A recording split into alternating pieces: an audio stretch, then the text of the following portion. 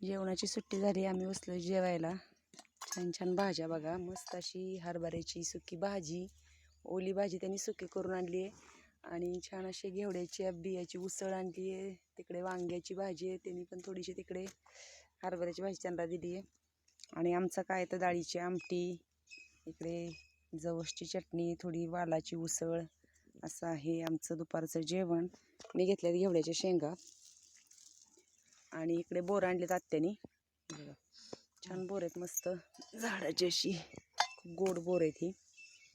असं आहे आमचं दुपारचं रानातलं जेवण. घेवडा खुरपतोय, घेवडा काय उरकत नाही आम्हाला खुरपायला. आज आलेला आहे आबाळ, वातावरण असं झालेलं आहे.